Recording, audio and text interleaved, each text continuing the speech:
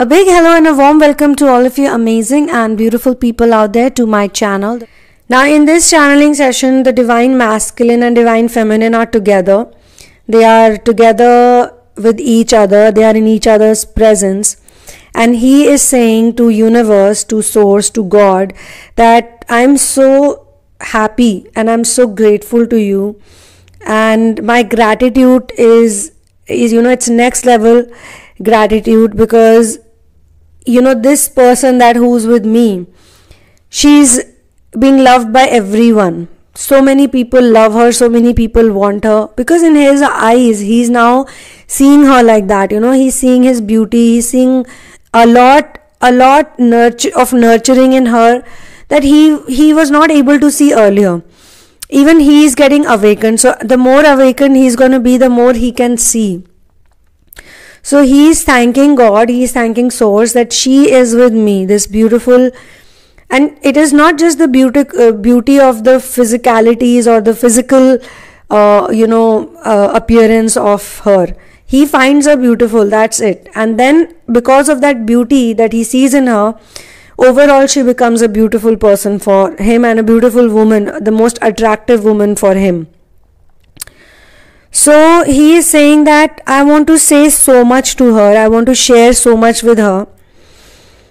Even if I ask all my questions, I will still have some questions left, That is the amount of curiosity, inquisitivity, that is the amount of grace, mysteriousness, mysticism she carries. Because now the Divine Masculine has started stepping into the mystical world also. And the more he reads about the mystical world, the more he remembers the things she used to say and the things she shared or the things she talked about so many times to him as well as to others. Now obviously we live in the world of social media, so it's not really a surprise that he is how he got to know what she says or what she thinks. So he then also talks about the dream world and the dream work that he has done, and he remembers that she used to say certain things to him which he used to find very unbelievable at one point. But in the journey, because of the twin flame journey, many a times he also witnessed, he experienced that amount of pure love with her during the dream space. Like no matter how angry he was with her or no matter how distanced they were, all of that physical distance or emotional distance, whatever he had, long distance, or even if they were in the same city, maybe they were living too far from each other or they used it as an excuse, or when they were in separation, then obviously there was distance. He feels that despite all of those distanced emotions, whenever they met in the dream space, it felt like a real meeting. It felt like as if he was actually with her, holding her hands or hugging her or touching her, or just walking around with her in a garden or somewhere. It felt so real. It felt like she was literally there, looking so beautiful, so divine. And how is that possible, he would think? How is that possible? When he would wake up, he would still feel her presence. He would still feel her fragrance around his body, around him in his room. He would be driving and he would be thinking about her that, last night I saw this dream. It felt like I was with her for 8 hours or for really long, and he had a very deep sleep, and he felt that, how is that possible? I was so angry with her. I didn't want to talk to her. But in my dream, I was completely in love with her. We were one. We were inseparable in the dream. I was, holding her hand, or I was playing with her hair. I was just walking around with her. How is this possible? How on earth? And then he had these series of dreams. Every time he would feel something very intense, he would feel like, something is upsetting him. She would be there to comfort him in the dream. And that feeling, that emotion will completely change how he sees her. He is also feeling one more thing, that in the dream space, whenever they met each other, he would say so many things to her, and the meetings were always so effortless. There was no And obviously it used to drive him nuts also at one point, because how is this possible? How is it possible that the person I don't want to talk to, or I'm not talking to, I meet her in my dreams, and in my dreams I'm completely, in love with her, and I'm saying so many things. And he also remembered certain conversations that happened in the dream space where he spoke with her, or he shared with her so much. Now he's thinking, whatever I told her in my dreams, should I tell her now in present situation when she is in front of me? Should I share all of that with her or not? I am finding courage to tell her all of that. So he is having a conversation with an invisible friend or God, like as if God is an invisible friend of his. And he is asking God that, should I do it? Should I ask her about the dreams I saw, about the talks we had in the dreams, or the things we did? Would she think I'm normal? Would she think, is it normal? Or maybe, she would know about it, wouldn't she? Wouldn't she know about it? So he is having this conversation with himself, and he also feels that, she has a very pure energy. He has some kind of divine energy with her, which he cannot explain. It's like, when the moon has this beautiful moon, when it's in full moon phase, even when it's not in full moon, there is this, aura of the moon around, that white, beautiful aura around. It's like a layer of light. He feels that she sort of has that, she carries that. And when she looks at him, he feels like, oh my God, she's looking at me. What is she thinking about me? What is she, he has 1,000 thoughts in his mind when she looks at him in person. He feels that these are the deepest pair of eyes I've ever seen in my entire life.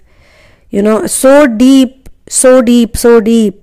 If I dive into them, I don't think I can ever come out. Very poetic, right?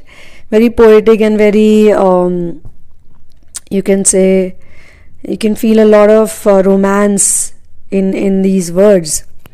But some kind of a romance which is not made up. But he is talking like like how people do poetry when they are in love. So this is where the channeling ends, and the feminine energy is definitely realizing her worth. She's realizing her power. She's realizing her strength. She's realizing the very fact that Shakti itself means power. And she doesn't need to go up to other people, or she doesn't need to please other people for their attention. She can give her attention to her own self, and she doesn't need, sometimes Divine Feminine had felt that she used to get extra attention that she didn't require, attention of those people who could do harm to her, those people who don't have good intentions towards her. And she has faced this type of negative attention, you can say, in her childhood also. That's because of the programming, that's because of the patterns that she was into. But now she realizes that she can control that. She doesn't have to be visible and in certain places, and yet she can be visible where she wants to be visible. She is not going to depend on other people's validation. They are no one to write her story. They are no one to write her destiny. She will write her destiny on her own. So she has that power, and she has that spirit, and most importantly, she is with Source, and Source is there to guide her. She has put all her faith in Source, and she believes in Source, and she knows that Source will take care of her. Source is always taking care of her like a true mother and father would. And my friends, I would like to say to all of you that we are moving into a time, we are already in the age of Aquarius. However, this is the time which would be a time where the energies will get unified. There will be synchronized. Basically, the energies are going to be synchronized in such a way that two different types of energies, one is the Sansara energy and one is the Nirvana energy. The Sansara energy is the materialistic energy, the materialistic world that we live in, which a lot of people in the twin flame community called the three-dimensional world, because it needs materialistic objects as validation, materialistic proofs as validation for existence, that will be getting synchronized with the 5D world or higher vibrational world. And this will lead to something very beautiful, and that is this connection basically will not only lead to unification, which is singularity, but the feminine energy or the matriarchal energy or the Shakti will start flowing in a very fast, in a very high speed flow. In many years, in the dark ages especially, the feminine energy, the Shakti, was completely, you can say, blocked, and the patriarchal energies were in big high rise, and that's why everything was about conquering, and everything was about, invading, conquering, achievements. And this is not against the masculine energies, because without Shakti, without the feminine energies, this is what the masculine energies eventually do. And because they are just amongst each other, and they just have to show who is the better man, and that is done by physical strength, or that is done just by gaining more and more objects or more and more conquers and things like that. So both the energies got completely out of tune, and the one needs the other. And why we say the word Shakti itself means power, it means energy. So without energy, without power, the masculine can only do a show off or a display of physical energy. That physical energy does not have loving energy, does not have creative energy. And that is why in those years, in those ages, artistic people, writers, inventors, they had to really struggle a lot. So much so that they had to, people like Socrates, they had to drink poison. And these were all revolutionaries of their time who, sacrificed their own lives for the betterment of humanity and the coming generations. Socrates could have fled, he could have run away, but he spent his final days in the company of his friends, and he was basically accused of corrupting the youth of Athens, because he used to speak about reality, he used to speak about unity, he used to speak about singularity, one love, and he was spreading the message of truth, and he was telling people to believe in the right things. So those went against him, but he did not run away, and eventually he smilingly, he chose to die. Now, even though I'm giving these examples in this channeling session, but this channeling session is about the masculine energy turning towards the feminine energy in a way that he's also become a gentler being, he's also become a more loving being, a more harmonious being. It's not just about biceps and muscle power and physical fitness, or trying to show that I have more power. He has also realized in many ways that the power is in love, and it's in forgiveness, it's in acceptance, and not in all of the other things that he was doing. This also sort of shows that the materialistic world and spiritual world, the higher mind and the higher consciousness, is becoming one.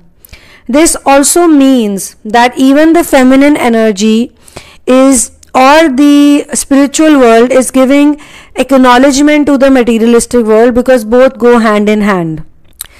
It's like the soul recognizes the body and the body recognizes the soul. The soul knows that the body is temporary, but the temporary body is a very useful device, and without the help of that device, the liberation cannot be attained. The suffering and the pain, or the joyous experiences, the love that is experienced, it's experienced because of a certain identity that the soul chooses to take on. The template that has been experienced by the divine feminines and divine masculines is done via the body. So that's where the body is very important, and the body knows that the permanent address of the body is the soul, is the spirit, and the permanent form of the body is also the spirit. So both of them accept and acknowledge each other. It's more like, you can say, the logic and emotion both are coming in sync in the age of Aquarius. Now there are certain very beautiful lines that the Divine Masculine template is sharing with the Divine Feminine template. They are completely in awe of the feminine.